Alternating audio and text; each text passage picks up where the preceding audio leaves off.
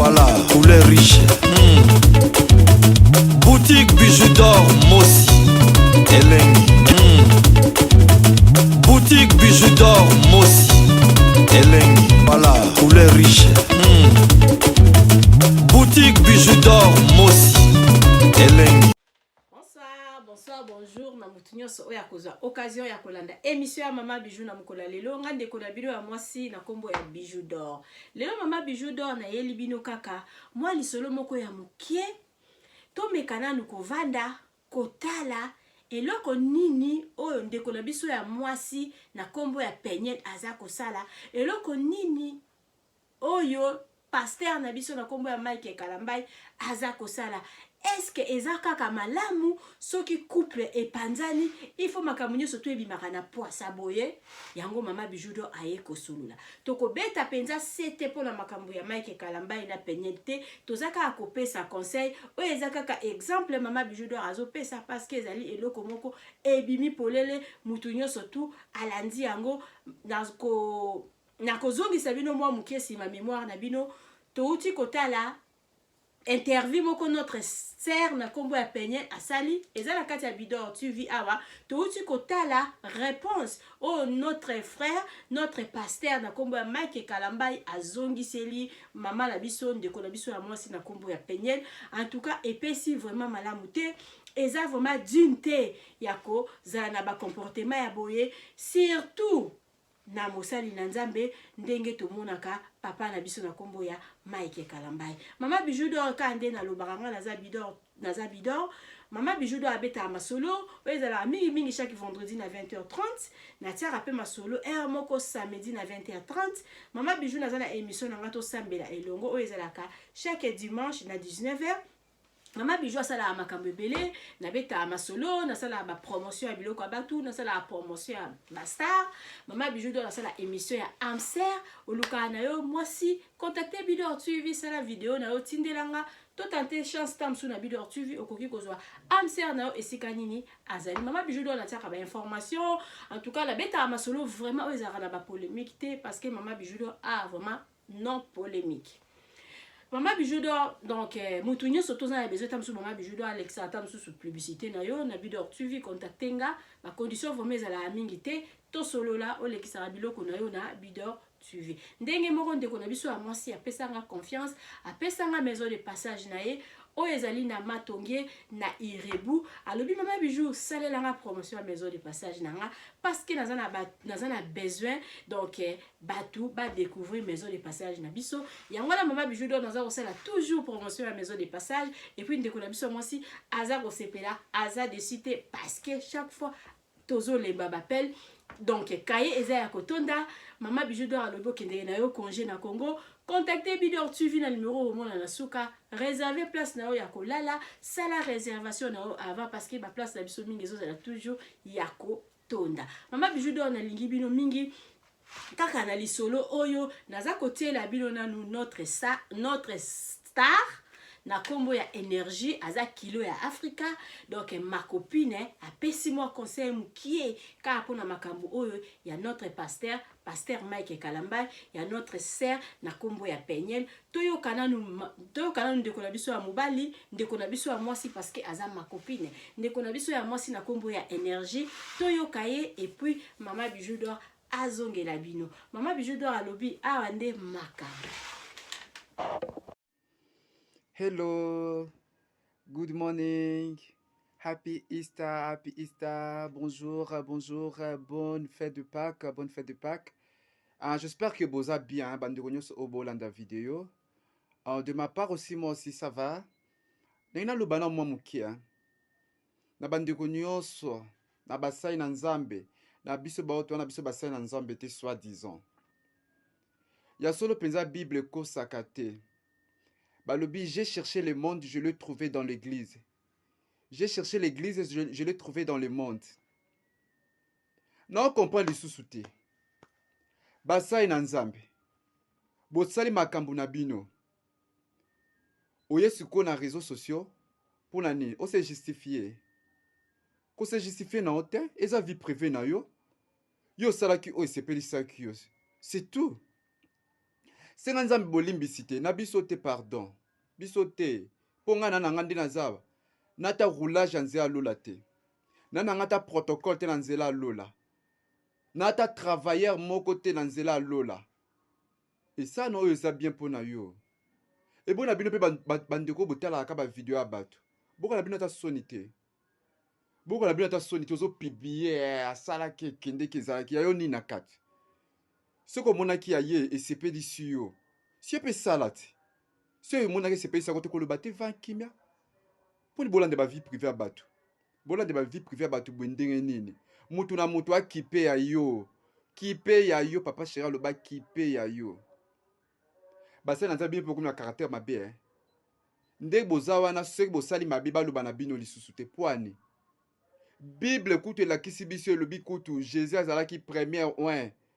balobaki eboka bino baloba te so se mabe te oloba te botiaka biso nde mabe bolobaka na biso ki o ne touche pas mes oin jésus azalaki première oin oyo bafingaki balobi e aboyi mbongo aza liboma oyo lisusu nani bafingaki ye bongo bino so balobi na bino mabe eza wapi kanga motema te kanga motema na place o répondre biso na internet buka mabolongo na nzambe solola na nzambe mpo moko okufa tokende na biso na oyo te ya konyokwama na okutu te yo moko nde okende na nzela wana tolelaka toleli e nokendanga na nzela moko te ata mwasi ata mobali ata mwana obotaki bokende na bino nzela moko te yango kaninga nayebisa bino bochange bochange eza 2022 bochange bojijaka bato te motu na motu akipe makambo na ye asala vie na ye point barre merci.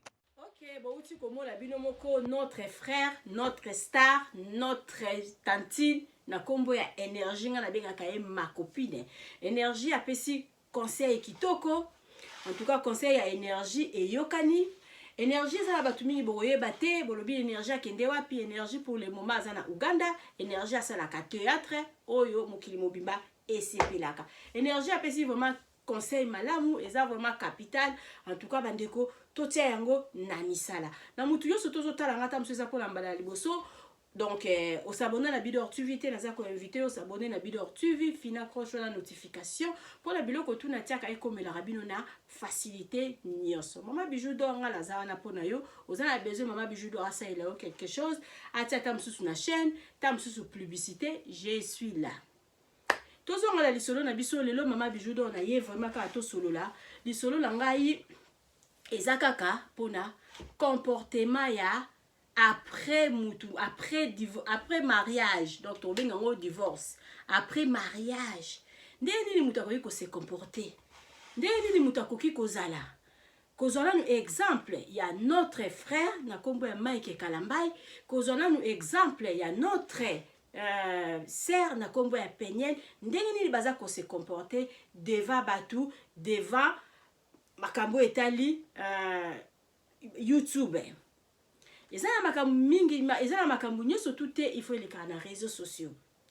mama bijou do na lobi tozo lobela makambo oyo me tozo beta c'était pour na Mike Kalamba ite toza ko beta pe c'était pour na Penyel te mama bijou do aza ko pesa na ekaka conseil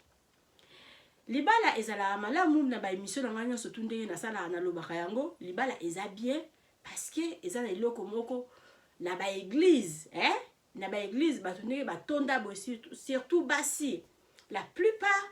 soko solo lila ye akoloba na yo ta mususu ayaka wana azosenga nzambe kita nzambe apesa ye libala soki libala te ekozala ta mususu mwana mingi vraiment ezala kaka libala donc libala ezali malamu libala ekomami na bible eza vraiment kitoko mwasi abala mwasi azala na mobali mama bijou do na loba lisusu soki simbite ko forcer te botala ndeko na biso ya mobali oya uti ko boma mwasi na ye na France et pesi vraiment pas si makasi tam susu ba signe ezalaki ke libala wana vraiment ezalaki nango vraiment malamu te mais bandeko babandeka ko forcer tam susu pona misu ya batu na uti ko beta lisolo moko eza na kati ya Bidor TV na pesa ki conseil selon bandeko oyo bolinga ko forcer makambu pona mutu pona batu bazotala bino pona bakoseka biso eza vraiment malamu te donc libala ezali malamu soki ezosimba te en tout cas bokabwani na ndenge moko ya malamu ba guerre te guerre pona nini d'abord kovanda na mutu esika moko tamsusu pendant une année plein epesameli mutu nyonso tute libala oyo evandaka evandi ba une année 2 ans 3 ans 4 ans 5 ans toza kokende tozopusana. Pourquoi soki libala wana epanzani bozala na baguerre? Pourquoi soki libala wana epanzani bokoma kobimisanaka ba secret? Ezali vraiment malamu te, ezali digne te na biso bana ya Nzambe. Surtout lisusu nini lisusu réseaux sociaux ndenge se koma nango na mokili oyo. Likambo ekoki kobatama te. Likambo ekoki kobatama te. Neti nga biju ndenge na vandi boye. Olie ta mususu na ya kosala émission boye na ya kopesa conseil. Soki naza divorcé na otia téléphone liboso nanga na bandika akoya kofinga ex nanga na bandika akoya koloba n'importe quoi ex nanga na bandika akoloba na bandika akoloba après pona zwa nini pona zwa kaka ba vie pona bato bazotala nga bapesa nga nini bato bazotala nga est-ce que bakopesa nga conseil est-ce que bakobongisa likambo nga lazolela est-ce que bato bazali wana baza wana pona koya ko soutenir divorce na yo ou bien bazo bakoya bayoka pona bayeba bachola yo baseka yo. En tout cas bandeko tozwa vraiment mayele mutu soki ozalaki déjà marié et que esimbité ezala yo na mwasi na yo ezala yo na mobali na yo zala na maîtrise batukutu bayebaka te pona nini boboyana. C'est mieux parce que koboyana na bino batu bakosepela kaka soki oexplike mutu nde mutu wana kosala nini na minute wana tamusa yokeli oma tanga wapesa mokongo abandi lisusu kokritike yo abandi lisusu kofinga yo abandi lisusu kolobaki ozwi ya boye kutu na face à face boye koyebisa mutu te parce que ça sert à rien akosala yo eloko te bongo ozwi kaka TV nde nani video kaka ne mama biju atie telefone na ye boye obandi koloba mabe ya mutu bozalaki na ye pona esala nini ndenge mona moni lisusu kaka na réseaux sociaux na otanga na bakombo te ndeko moko bazalaki na mwasi na ye bapanzani ekomi kobimisa ba donc babiloko nga labengaka intime bakaleso basoutien bilamba na katikati ya réseaux sociaux kolakisa ndenge mutu wana en tout cas vraiment nayebi te soki bikolo nyonso tu esala makambo oyo biso tozosala internet oyo eyeli biso pona kosala ndenge mama Bijou d'Or azosala nazopesa nanga conseil oyo akozwa azwi ndenge mama Bijou d'Or na yaka ta musu kosala ba publicité ya biloko oyo baninga bapesa nga mama Bijou salela biso publicité ndenge nazosala publicité ya elamba oyo nalati soki mutu ozala yango besoin obengi nga nakotindela yo yango ti esika ovandaka à partir ya juillet elamba oyo nalati kokoma na Congo mais pour le moment toza nango nanu na Europe eza nango na prix ya bien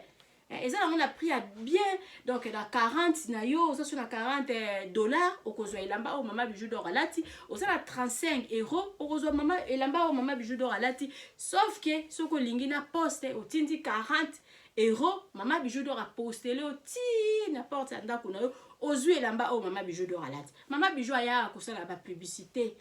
mama Bijou d'Or ngai naza ko condamné bato baya a pona kobimisa ba vie privée na bango oswani na mutu oyo vandi otie téléphone liboso bandi ko finga mutu ango donc surtout mutu azalaki cher pona yo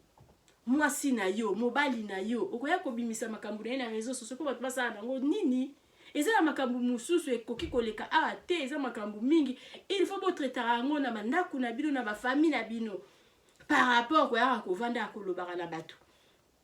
esali malamu te komona ndeko na biso ya mobali na kombo ya Mike Kalambai komona na ndeko na biso ya mwasi na kombo ya Penyel makambu baza kosala surtout ndeko na biso ya mobali na kombo ya Mike Kalambai azali homme de Dieu aza homme de Dieu o ateyaka o ayembaka banzembu biso nyonso tout osepelaka na banzembu na ye donc vraiment ce qui vidéo na ngai okoma un jour et pas na ye akipaka lisusu te ayaka ko répondre ka lisusu te parce que balobaka vérité et yaka nango malembe suka ekomaka aza na droit te il faut yaka ko répondre ka Penyel donc moi si na yo o bozalaki na ye akati ndako salité na ye ko obimisa ngo libanda pona bato basala na nini mobali na yo bozalaki na ye o obimisa makambu na ye na libanda pour na batu basala nango nini ndenge mongo mama bijou do nga na lobaka ezata la bande na ba camarade ndenge tozalaka ozata mususu camarade nga totambola biso mibale tozala biso mibale soit disant la finga batu epa na yo nga nazo finga batu yo lobaka eloko to vanda na oka kalmo kanga na oka munoko okozela lelo un jour so nga na yo to panzani aloba ndiko kende ko beta ba porte na banda ko batu na pona ko ebisa ngo bijou finga rabino bijou sala rabino boy en tout cas il faut se la malade bato na biso balanzo il faut bango pe bazalaka ndenge moko na yo parce que tango bozalaki ba camarade yebisaki biso te lelo bozali lisusu te soit disant oyo yebisanga ke intel afingaka yo ngai bijou bwe na kondima yo te na kondima yo te donc soki bozalaki ba pire il s'agit esimbité en tout cas bo garder ba bandi na bino mutu amto garder bandi na ye parce que on sait jamais ya robima ko fingana ko bebisa ba réputation ba ninga c'est ya muninga bozalaki na ye c'est pas bien eza malamu te parce que tozaka na mokili assez so tozale lo binemi to koza binemi libela teti mokili yesu muti mukolo yesu akoya na likambu nini soki lelo toyokani te lobi tokoki koyokana et puis pourquoi lokola lelo toyokani te il faut bimisa basalite na nga nyonso tu oyo yebaka libanda yango na bozalaka lokola ngai mama bijou nga mama bijou soko vandi na onanga il s'agit olobi ke to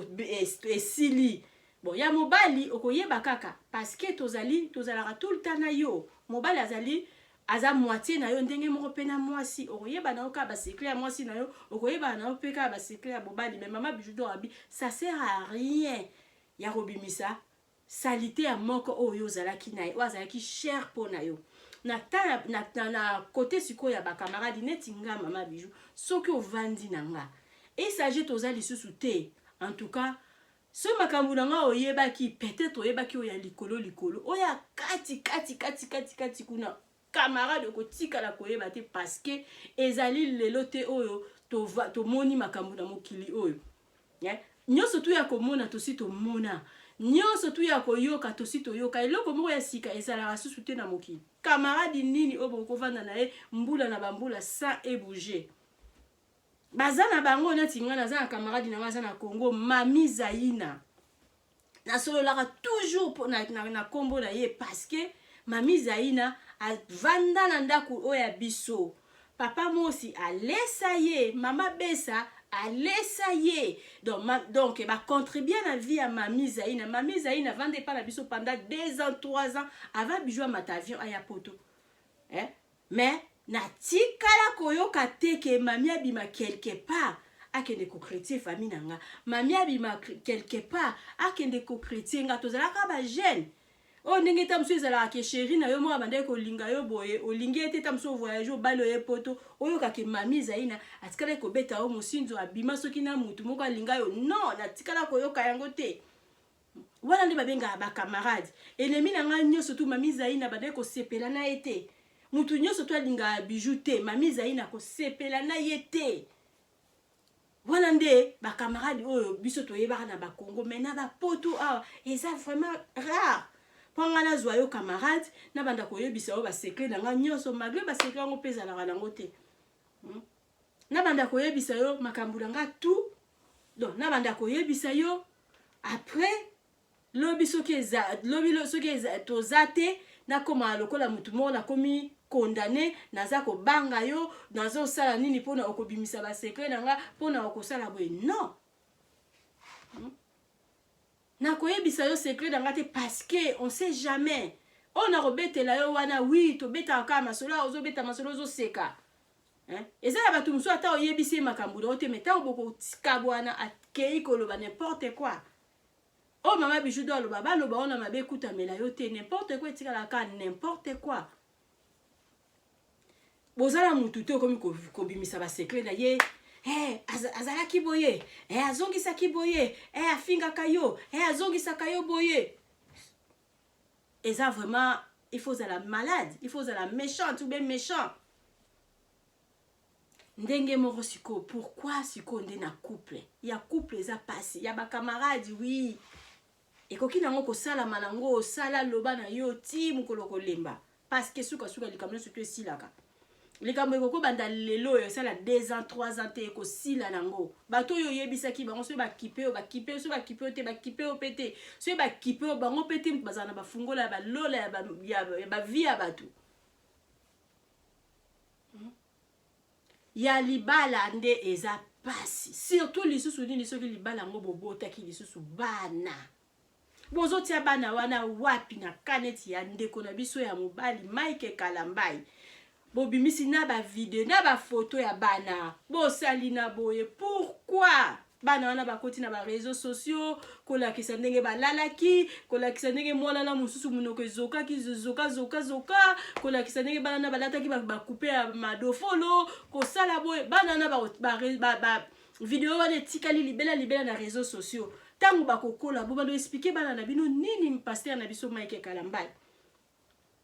Mama Bijunga azaka au milieu, na pesa a tort na mutute, na pesa a pe raison na mutute. Likambo boboye na mutu na makolo na yebi yango te. Nga na zo loba kaka oyo nga na moni. Video oyo na uti komona ya suka oyo naza choqué. Ndeko na biso ya mwasi alobaki na ye. Il fallait pas notre pasteur au répondre ye. Biso basi to se comporta à peine ndenge monte na ba mibali moi ça cause la craquer na mais mobali zala quand même na maîtrise et puis mobali on a homme de Dieu likambo oyo epesi pasi likambo ezala soki ebimi boye tozwa ya malamu ya mabe to copier yango te oyo eza exemple ya suivre te exemple oyo ebimi na ba réseaux sociaux eza exemple à suivre te réseaux sociaux eza wana mpona kotraite makambo na bato te jamais réseaux sociaux ndenge eza wana etraite likambo ya mutu mpe mutu azwi solution réseaux sociaux eya mpona kopesa kutu bato batension parce que yo lobi bwe moninga mpe abimisi bwe bombe ale bato bakomi kosala baanalyse na bango ya buzoba okomi kutu koregrete pourquoi nasalaki video wana réseaux sociaux ekoki jamais kopesa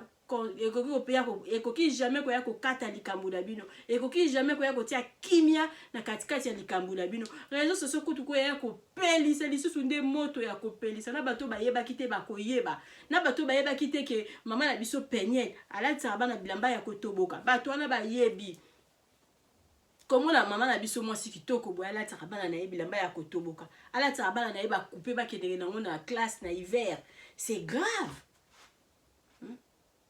parce que tant okomona Peniel bokanisi ke bana ye pe bakende classe na bilamba mo ya danger bilamba moko ya cher na kati ya classe mais siko batu nyonso tu bayebi na bango ke Peniel alatisa bana bilamba rotoboka Peniel atika bana bongo bakei classe ka bongo na hiver bana balati couper talatina niveau puis bana mo pe ya yo moko bana na pe bakoya ko yoko baya bakoya un jour komona mona pe ka ba vidéo na bango dengo ah non ça fait mal. Et ça linga passe, il y a Peniel na tia qui na chaîne, il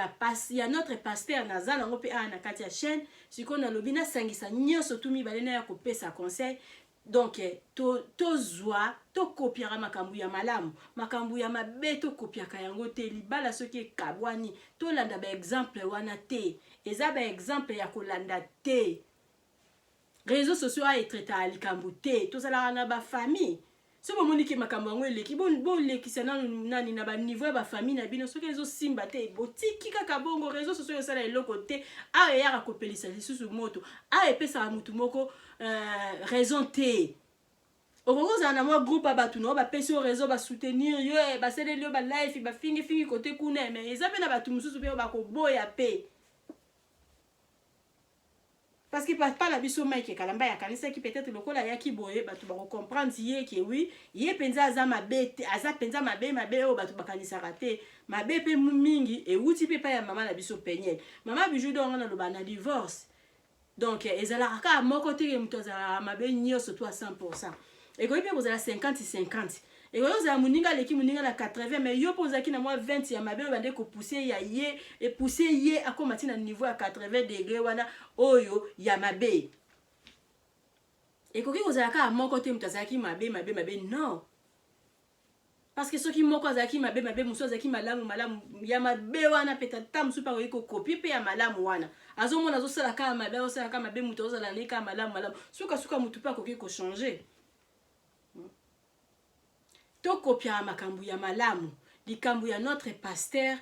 o ngala linga mingi na sina sala video moko awa na loba je suis Mike Kalambai na makambo etali Zayadio ya Zayadio pe ande na boya ki yango parce que moi c'est libala bakanga ki na makasi te donc ozolo ba pe basala osoki 3 fois basala osoki ndenge nini na boya ki yango na boya ki yango soki papa na biso Mike Kalambai asala ki na ye etali bango donc to linga na linga ki yango te parce que aza petite fille te azali grande fille ba viola amutu une fois, 2 fois, 3 fois on est commis habitude mais ya couple oyo ya Mike Kalambai moi si na yo aye moi si na yo bala ye na mbongo opesa masanga olatisa ye bagi olatisa ye voile obala ki pe mwana mukie boboti bana il s'agit simbité abandi abima akomi ko bima na ba réseaux sociaux ko loba n'importe quoi ko landa ete beta e kara tala kombo bana na yo e ko sala nini e ko sala nini soko beti e kara mama ya bana na yo par rapport au yaka ko répondre akaye ça est donc bien te conseil wana vomeza pona papa na biso Mike Kalambai tika kolanda mama penyel te penyel a soki amoni ki azolo yozo répondre yete akotika ndenge mo pe na mama na biso penyel papa ya bana na yo mobali na yo abotisi bana ya liboso na vie na yo azalaka ka na mabe malamu ezalaka te pa ya pasteur Mike Kalambai azalaki na malamu te pona yo soki simbite garde ya bana oui bapesaka bato mibale à 100% te mutu moko nde fois azwa responsabilité ya mingi mais mususu wana ata moins 25% azwa amonaka bana na ye c'est tout parce que maman jamais okoki kopekisa papa amonaka bana na ye soki osali bongo osali foti makasi mobali na yo papa ya bana na yo makambo na ye nyonso tu pourquoi oya koloba na réseaux sociaux po bato basala nango nini yo batela dignité ya papa ya bana na yo bombata na sima ya bana wana protéger ata notre frère na kombo Mike Kalambai parce que na ndimi te bande ko azaka na mabe vidéo moko boy notre sœur na kombo penyela la sala ka lobi oui na ndimaka pasteur Mike Kalambai côté ya mbongo asoki para na bana na ye malamu eza ba papa mingi te balandela makambo bana combien de ba papa babotana ba mama et puis basundola bana alanda kutu mama garde ya bana na tetali yo bundala na yo esili so mutu azolandela asalaki interview mo alobi babengi ye balobi mutu otikala na bana zate afuti tike na ye ti ya ye kuna ye place so yakengela bana na ye bapapa mingi pete epesa basalaka yango ozomona ke mwana mutu aza na posa aza na suivi ya bana na ye donc eza déjà bien mpona yo mama parce que mingi pe babotana bango basundola bango na bana ofunda yo kofunda ye wapi c'est pas le ba onyatane pe makolo pe na États-Unis t'avandile na Congo ofunde wapi en tout cas ça fait mal tozala na makambo mingi tolandaka ngo te tolandaka makambo mingi te makambo mosusu soki ebimi boye eza pe ka biso moko te mutu totombolaka makambo tant tozotombola yango tozopetya yango ka bango mpe bazotika te mais conscience mpenza eyela bino surtout biso bato tolobaka na batv oyo tozala na kaka mpona koboma sikoyo mpona mama bijo azwa lisolo te bino moko bobimisa video na bino te bino moko bosala bavideo te tozwa mayele mwasi na mobali so boboyani basali te na bino etali bino oh muso akomo bimisa bakaleso oh bakomo sala etali bino kaleso wana ya mabe osepelaka na yango mbula na mbula osepelaka na kaleso wana lelo lokola ebo esimbi te ale yo wana okomi kobimisa salite libanda mwasi wana azalaka boye osepelaka na boye wana mobali wana azalaka soki ndenge nini ronflaka oui mbula na mbula lokola ronflaka ovandaka banda koyoka koronfle wana kaka ti lelo loka boboyana lelo osali video bandi koyebisa bato ndenge mobali no ronflaka nde mobali no asalaka soki ndenge nini nde mobali no asukulaka te nde mobali no alingaka soki nini te nde mobali no azalaka soki na bilamba sali te bato basala nango nini nde mobali no aliaka mingi nde mobali no azalaka egoiste nde mobali no azaka songi songi nde mwasi no azaka songi songi nde mwasi no aloba mingi nde mwasi no alambaka bien te nde mwasi no nyonso to ekoyebisa bato na tv po tosala nango nini. Donc eza na makambo mingi. Donc toi apuyaka yango même pas parce que ça sert à rien. Eza ba bêtise. Réseaux sociaux eza na teke pona koyaka ko donc koya kokataka makambo. Soki mutu asala yo mabe, soki mutu aviola yo kende kofunda ye na parquet awa te. Na kaya viol pona na sambwisa yo, pona na sambwisa yo. Na donc na ofundi na leta oye na ye awa. To beteli oka maboko to yebi kaza violeur. Problème eza nango te. Mais eko traité te funda ende na police, kuna nde na police. Ndeta msusu oki kozwa ki bakangi ye problème esalami meme awa eko traitaka nango eloko te traitaka nango dossier moko te. Kutu yaka nde susu ko bebisa. Ta msusu kutu onga kozwa ta msusu chance mutu moko ta msusu alinga yo ba okomi kotambola nzia bakomi yo moko ka mutu salaki video bakomi chao misapita la ba violai. Obebisi makambo. Mingi ekute koma ta msusu pona réputation na yo ata basali yo mabe olobi te na oloba te na bombi na osala ngo pe video pe te pona réputation na nga moko. C'est ça.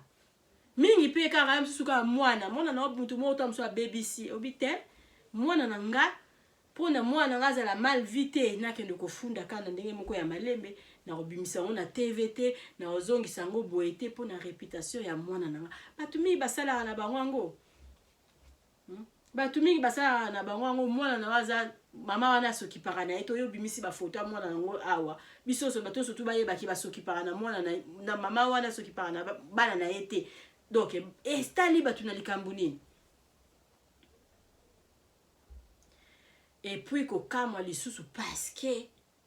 batu bayebi nzambe to tika ta ba pagano basala makambo na batu lisusu na basali ya nzambe lisusu. Na basali ya nzambe lisusu. Donc o balobaka ke on répond les imbéciles par les silences. Ce qui balobaka mo wana pona nini mutu so azana imbécile azoloba na n'importe quoi otiki ye par rapport to yaka kokota tina ba sentiment ya batu. Eza mutu mususu ta mususu kutu na mokili neti nga pesa bino ba exemple mingi kaya nga moko nga biju na bandoza la tana dokola la ipa na biso soko zo tumola ngoza na veni wana na oleka na veni na bino te na kimina na oleka na veni na bino te na koyate parce que na yebi ke kotola batumola kangai. C'est ça.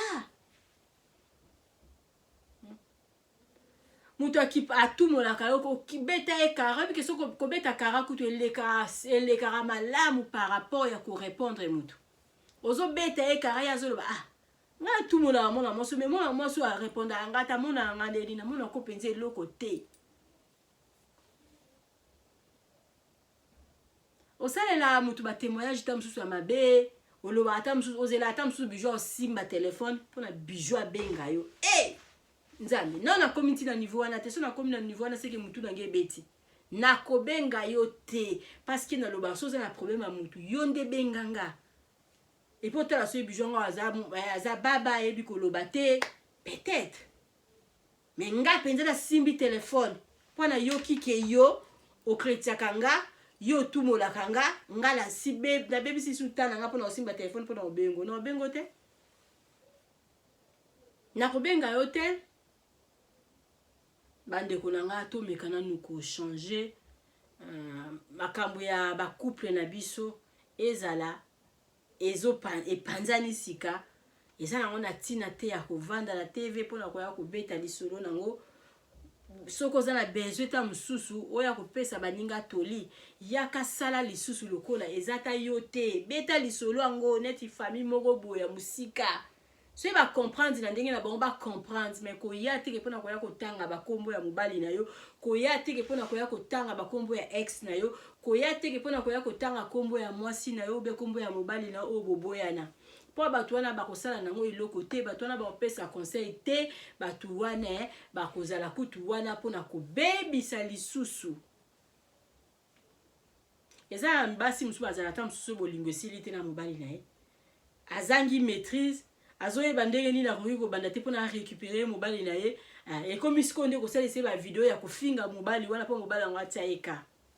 ba msusu bazara bongo nzoka ozo bebisa lisusu mobali ngo rotia okate malamu kutu vanda na yo calme par rapport au loba n'importe quoi ndenge mo pena mobali place nyonso tozokende kotanga kaka komba ex na ndenge ya mabeta msusu kanisi soki ex ngo ayoki arotia yo kan non akoyina yo nde lisusu susu makasi ndenge moko pesa ba couple msusu pesa soki kabwani mwasi alobi te il faut ngala prouver mobali loko azala bolingo ka ya mobali wana non il faut ngala zwela embanda il faut ngala prouver oza kosala erreur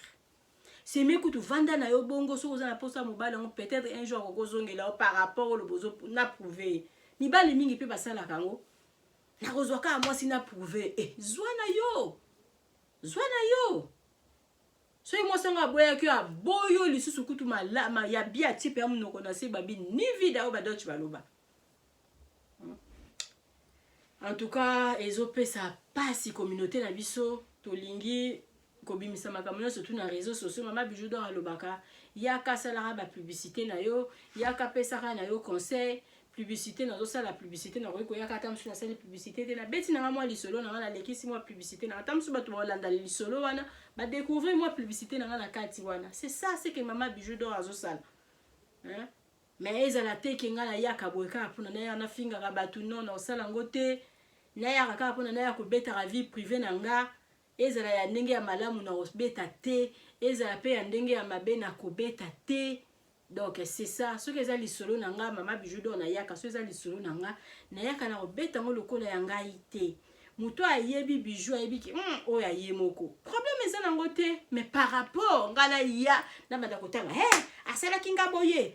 azongisa kinga boye ye kutu kombo na ye boye botala kutu boye bozongisa kutu boye na kosala yango te so oza d'abord na mawa ya bana na yo natalaki video monde ko moko azoloba d'abord pona ndenge linga d'abord ndenge ozolinga bana wana o ex na yo abotaki il faut d'abord opesa pe ex na yo opesa pe ex na yo valeur parce que sans ex wana yo kokai kozala na bana wana te soko linga bana na yo il faut ata na ndenge ya kimwasi na mobali te mais il faut linga ex na yo parce que soki lelo ex na waza na pasi directement bana na waza na pasi donc ça sert à rien ya kosala ex na yo mabe libala oye boti bana ezalaka nde bongo libala oye boti bana ezalaka na ba guerre te guerre kokozala na moment moko boye peut-être batumi bazala so baboya nisika bazala maîtrise te na guerre ezala na moment moko boye moment yango kozala 1 année 2 ans 3 ans te moment moko boye moi guerre après guerre esili parce que toza na guerre te et puis guerre ya kobimisa ba sécurité c'est faux eza malamu te guerre ya okende kofinga mutu te ya okende kofinga ye boye boye eza kutu ba mibali musu bazala mona azana aza penza na oba benga kake azama yele te aboya ni na mwasi na ye abandi siko kokene koluka lisusu binemi ya mwasi na ye pona kokene koyebisa bangoke akomi kutu ko ba binemi ya basi na ye na bakomi su ba camarade na ye pona kokene koyebisa bangoke mwasi na bande ko finga bino mwasi na sala ka ex na sala ka bino boy ndenge mo pena basi binemi besika nyoso tu mobali na azara na ba problème yo bandi kokota kwa batu basala nangoni batu wana eske penza so baza mayele eske ba osepela na yo tangu bozalaki mwasi na mobali ozalaki na biso pe guerre bo panzani ale yo wana okomi koyela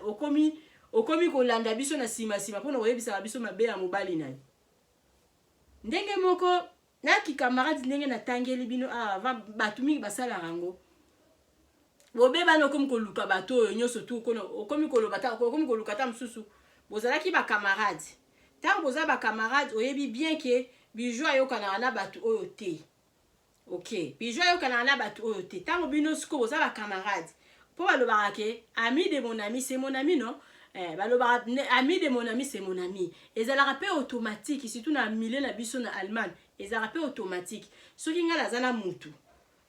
mutu bozali eti deux neti ngala zana mutu na kopesa exemple nani bon ngala zaneti na mami Zaina na Congo na zaneti na mami Zaina sikoyo Sandra Noguera aza camarade na aza mutu pe ya balabala bon tam so yokana na ngate dalita nga yokana na ngate automatique ya yokana pe bien te na mami Zaina so mami Zaina aza camarade ya malamu yepe automatique akoti na conflit wana siko akoti na conflit wana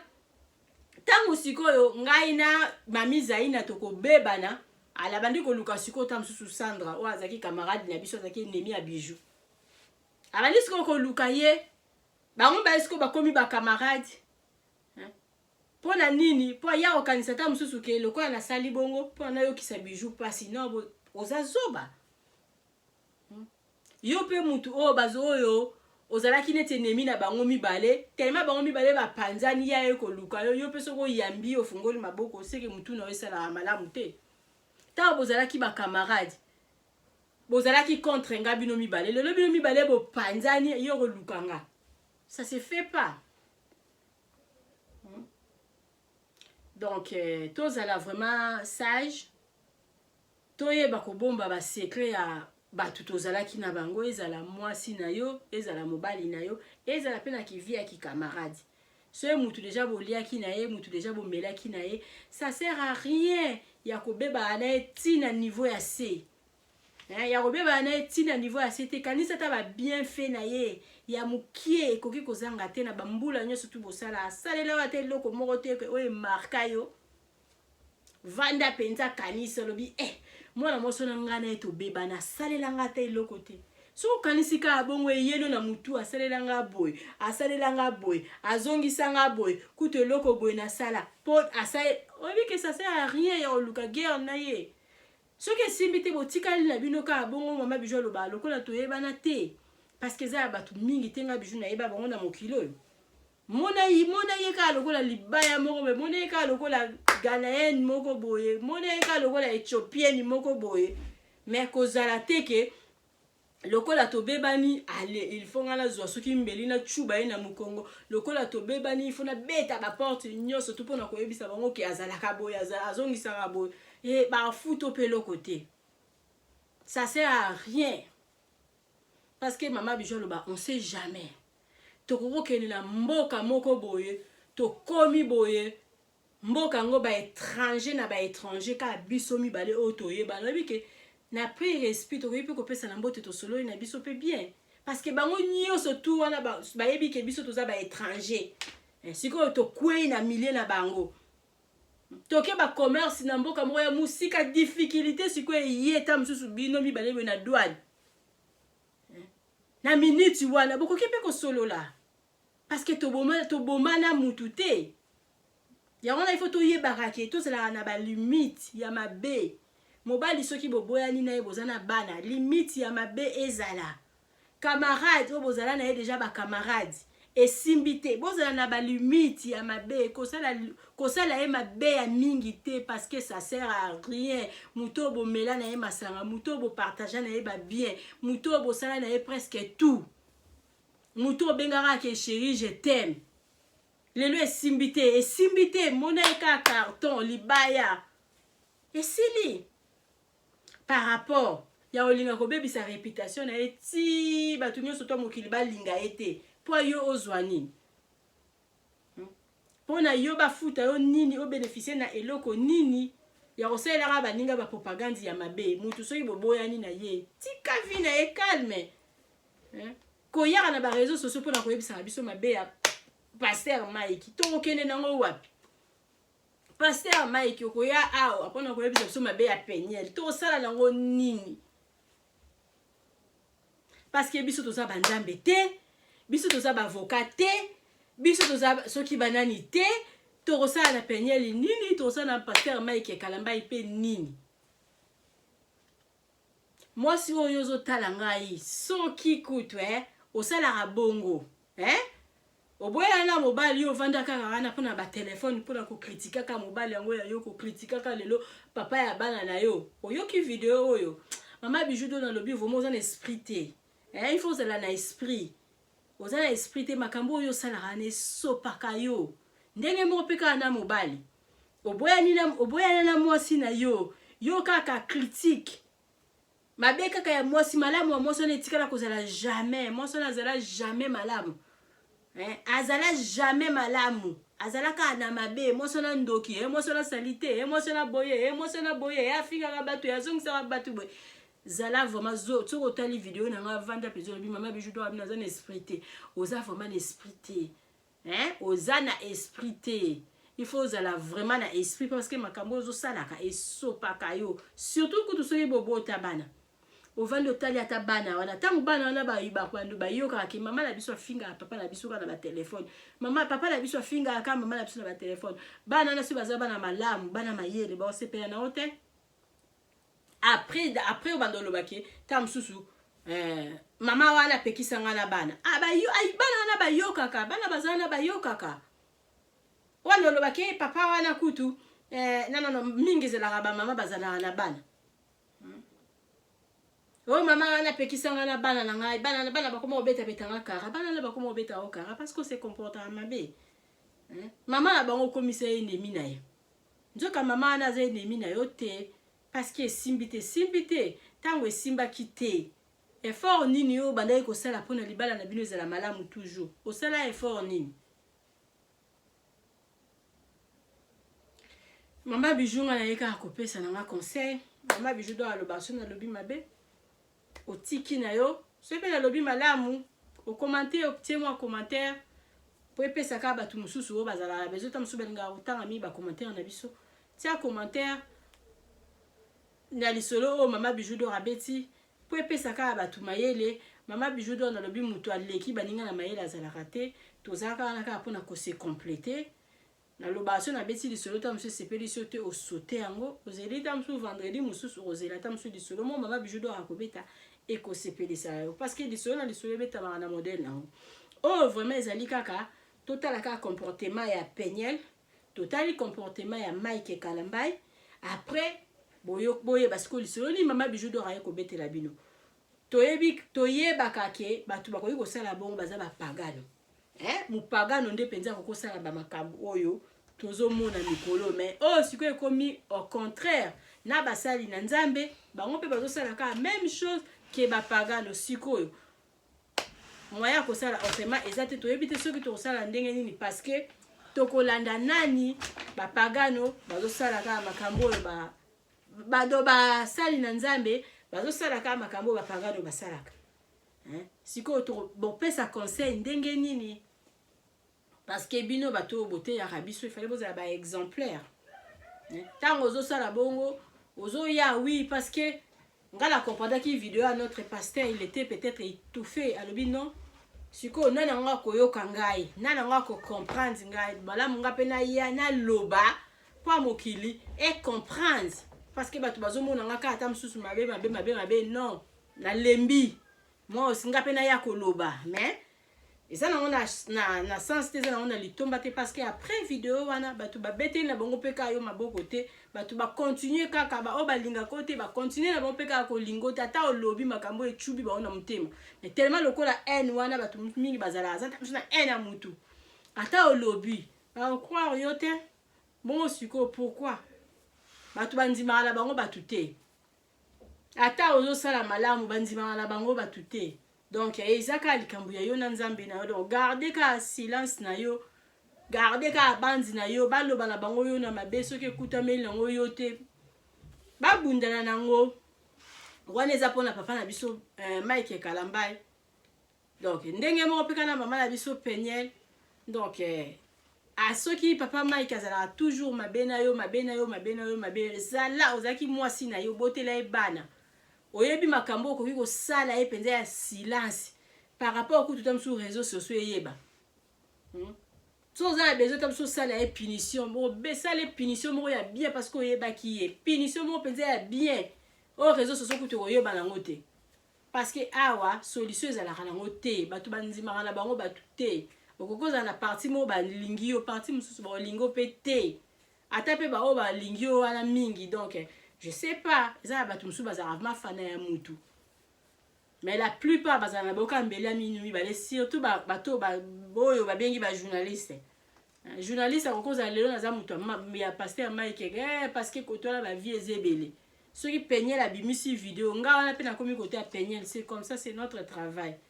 donc tozala vraiment mayele. Mama Bijou alobi soki libala esimbite en tout cas bopanzani na bino, mais ça sert à rien ya ozala na ba guerre, ça sert à rien ya osalaka ba interview pona kofingaka l'autre, ça sert à rien ya kovanda na TV pona koyebisaka bato makambo l'autre asala. On n'a pas besoin de ça. Ndenge moko pe kana ki camarade soki ki camarade ekufi nango ekufi kolinga ko baby sango tina suka te, parce que on sait jamais hein, bon se retrouver un jour bino mibale na face à problème moko ya munene boy bozaka siko bino mibale oya luko benga ta Bijou siko to sa ndeni. C'est comme ça. Bijou siko na place to sa ndeni. Bijou alobi te na place oyo hein, ngala vandi boyo matala mukongo ngala bwaka ona mire après tour wana nga pena ita maboko boyo po benda nga to se sauvane to bima to kima, parce que to za batu to sitoyebanaka to melaka esika moko to binaka esika moko to liaka esika moko, donc ça sert à rien ya ozala na ba en moko boye lokola mutu moko abomelaka muninga mutu. Et comme ya robomela muninga mutu soki muninga moko asala penza muninga mabe moko babenga vraiment que asala o bambala suki loba semeki na nga jina na Irlande, moi c'est mosi asala o pe bambala suka moko mabe penza eleka, donc wana ekomi pe net obomela nga mutu yango. Mama Bijou do rabi se mie tango to esimbi nango te, mutu abendani na ye, mutu azui moi distance na ye. Ce distance on va continuer normalement 10 à 20 ans, mais ça sert à rien. On sert à la propagande à ma bé, et on sert à la publicité à l'autre, parce que Mama Bijou on a bien une publicité non payée. Ça sert à rien. Na lingi bino mingi Mama Bijou do alobi to za la mayele to za la sage. Ce libala ekufi. Moi si au garder moi dignité à mobali ozalaki na ye. Ndenge moko pe mobali garder dignité ya mwasi oyo ozalaki na ye. Hein? Donc surtout ceux qui boboti bana bazana kati, il faut pas que loba n'importe quoi pour na muninga. Il faut pas que yaka ko bebisa toujours réputation muninga, parce que eza na ngona tina te, puis réputation ozo bebisa ngo wapi. So bebisi ku tota na téléphone, keba téléphone inota musu bazo ko enregistrer ngo. Keba ozo tinda ba voice ata musu ba panza ngo, ba siko yo moko penza bo vandi nenga penza na vandi bo pona ko ya ko bebisa réputation mutu azalaki ya yo. Donc ça sert à rien été abiso tozala mayele to landa bilanda landa te. Donc ezala makambo mususu pe mwana ya nzambe okoyi ko sala te lokola ba pagano bazo sala. Donc wana ezaka conseil Mama Bijou do ayaki pona kopesa na journée à lelo, donc tozala ba exemplaire hein, ce ba bengo pasteur sala makambo penza ya ba pasteur, ce ba bengi o musali na nzambe sala pe makambo ke hein mo pagano penza so mo pagano azo sala yango na ndenge ya mabe yo mwana nzambe ko sala yango te, parce que nokito ya koma na ba confusion. Siko ba confusion wana e komi trop na communauté na biso tozoye bate wapi pasteur wapi mopagano. Donc ndenge wana kaka ba mama tozala sage hein, ba mama biso nem to bomba bana na libumu 9 mois oboya ni na papa tikaye asa n'importe quoi, parce que ayebi pasia ko bota te hein, biso to bota bango salaka lokola mwana na oya mobali, tu vois. Donc tango moneka lokola mwana na oya mobali atazo sala buzoba otikie, parce que biso ba mama tozala na mitema minene penye lata motema ya kibo mama magoza mwana muke lata mokibote ba ya bo mama ko kipe papa Mike lisusu te beta ekara po bato mukili hein ba kufa soni, parce que bino mibale un jour rovanda kaka boye bozala pembeni ba na bino so bazana problème bozala bino mibale bato na mukili ba rozala te hein. Donc ba efiensa ka o mingi na batu, parce que pasteur Mike Kalambai azala pe na malamu na ye oya sala yo bino mibale nini wana e kotikala ko kata na te, parce que bozana bana bozana lie moko ezali hein, ezali eza fort lisusu te, mais ezali parce que bana bazana kati na lingi bino mingi bozala toujours na bido tu bozala jamais dessus. Mama Bijou do na lobinga na beta masolo et pesa toujours ba conseil. So ozana besoin ba beta lisolo na yo contacter bido tu na libero na ngeza na suka pesa nga lisolo na ko beta. Maman Bijou dans le biso toza la maison de passage na biso olingo kende congé na Congo contacter Maman Bijou na numéro na ye benganga sala réservation à place na ya kolala okozala jamais dessus Maman Bijou dans le but toza na ba place mingi sala ka réservation na yo avant par rapport oya kosala rango net bandeko ba bengaka Maman Bijou net bazui ba place ezala nango kaka il faut komeka ezala tam susu mutabimi lelo yo zui obengi soki ezalaki ya yo omona ozui place mais mingi vraiment salaka réservation avant parce que place na biso ezala toujours ya kotonda donc tozala ba prix moko vraiment ezali raisonnable ba prix na biso eza vraiment bien et puis mukolo nango asololaka na ye kaka ba prix ototiaka na internet soki oza na séjour moko ya kowumela eza vraiment eloko moko ke tokosolola tokosolola okozala jamais dessus na prix luka Maman Bijou d'or parce que Maman Bijou d'or batia ye wana po apesa bino ba information donc besoin de passage na biso ezali na Irebu na Matonge A37 toza na voiture na biso à location na kati ya maison de passage na biso toza na boutique oyo ezoteka elamba oyo nalobi à partir ya juillet otiela bino vidéo na nga na suka à partir ya juillet elamba oyo ekoma na kine donc na prix ya bien contacter Bidor TV ça la réservation na oso za na Congo kangisa moi colis na déjà tant ils ont koma boyemba la moko ozo ya ozo récupérer se posa na poto contacter nga la routine de là elamba oyo na poste esika ovandaka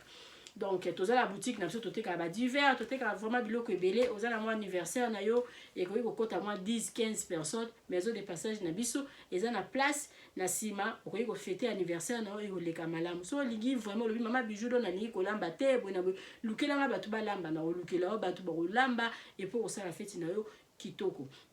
na kati ya boutique na biso toza na ba vin toza na ba parfum toza vraiment na nyonso donc so okay na otam sukin oza na besoin ozanga otikita mselo romo na poto oza na besoin nango lobi non malamu na sumbaka ya original za na confiance à Maman Bijou benga Maman Bijou kende kuna la maison de passage na biso ozo ba dentifrice ozo ba brosse à dents ozo ba bande hygiénique ozo penza ba biloko à toilette o eza ya original o euti mbala moko direction Bundes mbote na abonné nanga merci beaucoup na nebo pesanga confiance de bo s'abonner na Bidor TV bo continuer ko s'abonner massivement ndeko ozota la vidéo oyo ko bomba ngo pona yo moko te partage na yo Maman Bijou d'or azana ngo besoin Maman na biso Louise moi ça papa Andoya merci beaucoup na ba soutien na ndeko soutenir Maman Bijou d'or alobi merci na mutunyo surtout soutenir nga santa mususunga na yeba ou partager ba vidéo na nzamba lola amona yo mbote na babone na ngai mbote na ba mina nga nyonso sika bozali Maman Bijou d'or na porta bino toujours na care nazala na problème na mutu te mutu nyonso tu oyebinga ngane mutu nyonso tu oyebinga apesi mbote na oyo lingaka nga na olingaka nga te Maman Bijou d'or na bino lingaka mutu nyonso mbote na ba mosi nyonso sika bozali Bijou mo sa kontara bino na lingi bino mingi na moni vraiment la commune na suka bokende te botala ba publicité na biso ya maison de passage ya voiture à location na biso ya boutique na biso nazozela ba pelle na bino pona ba réservation na bino bokozala jamais dessus na tieli bino ba publicité Maman Bijou d'or alobi mutu so bovanda na ye longtemps initi ya luka guerre na ye initi ya obimisa salité na ye libanda parce que salité wana ozalaki nango esika moko merci Oui, bonsoir à la famille. Maman Bijou na kolakisa muka ba nouveauté la biso oyo. Ils a complet à pantalon. Ils a neti moi tricot. Ezo kotaka la mingi te na boutique na biso. O eza na Matonge na Irebu A37. Et là-bas la biso o eza kitoko makasi. Donc ils a pantalon. Na moi t-shirt ils ont vraiment kilo à mingité donc ils ont vraiment kitoko makasi na été dans la moi ekoleka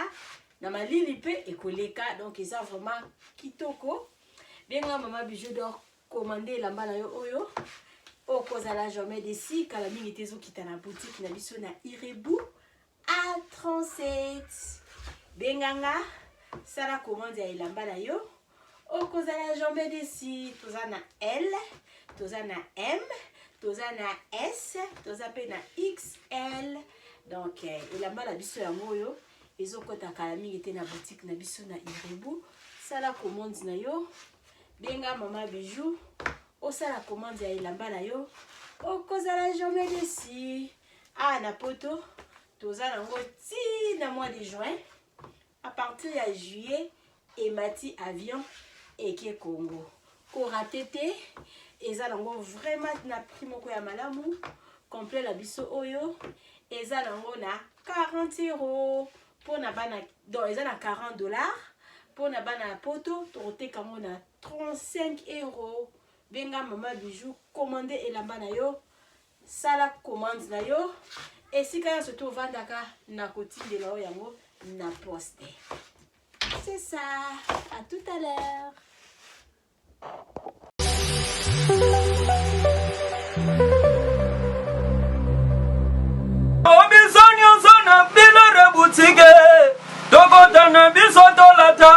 Voyant Simba Bogar Tala, hey, ezali nandenge na yo mwani. Balobi tokota le lobi sonyo zona bila boutique. Tokota na biso tolata, voyant Simba Bogar Tala, ayezali nandenge na yo mwani. Eye na kati ya matonge, maison de passage na biso. Maison de passage na biso ya goyo, maison de passage na biso ezana ba climatiseur, ezali climatisé. Maison de passage na biso ezana matonge na Irebu A37. Maison de passage na biso tozana ba appartement où ezali ya 2 chambres, salon, cuisine. Tous les 2 chambres on ezana ba toilette na kati. Maison de passage na biso tozali na appartement oyo ezali kaka salon, salle de bain, chambre na cuisine. Tozali lisusu na appartement na biso oyo ezali appartement ya pamba lokola chambre na toilette. Toilette na oyo salle de bain na ona kati. Chambre oyo ezali ya pamba oyo ezaka na salle de bain okoyamba bapaya na yo na kati. Chambre oyo ezali chambre, salon, cuisine. Salon ezali ya munene comme okoyamba bapaya na yo na kati, comme okoki koyamba bapaya na yo libanda. Mai na biso ebimaka kitoko. Courant na biso toza na balune ebele. Toza na groupe na biso soki courant ekei totie essence na kati ya groupe. Ndako na biso ezali sécurité, ezala sécurité ya makasi. Maison de passage na biso na matonge toza kobengisa bino. Mwana nyonso tu ya poto benga numéro oyo ozomona réserver place na yo mpona ozwa place na yo ya kolala na kati ya maison de passage na biso. Tozali na boutique oyo bazoteka baduvert, bazoteka nyonso tu na kati ya boutique wana. Tozali lisusu na nini voiture autotie na disposition na bino batu bozoya na kati ya maison de passage na biso auto bengi yango Bidor. Contactez Bijou d'Or TV. Contactez numéro oyo moni, réservez place na yo. Ozwa place na yo avant parce que ba place na biso mingi eza kozala toujours occupé. Benga avant zwa place na yo. Okozala jamais déçu. Merci.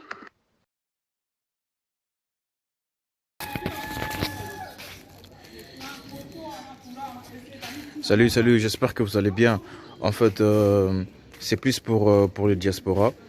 C'est donc qui veulent passer leur séjour ici à Kinshasa. Alors pour tous vos déplacements, il y a une voiture à louer qui est là, marque Hyundai. La voiture elle est confortable, donc climatisée et tout. Donc la voiture répond vraiment aux normes. Alors pour tout contact, veuillez contacter Bidor TV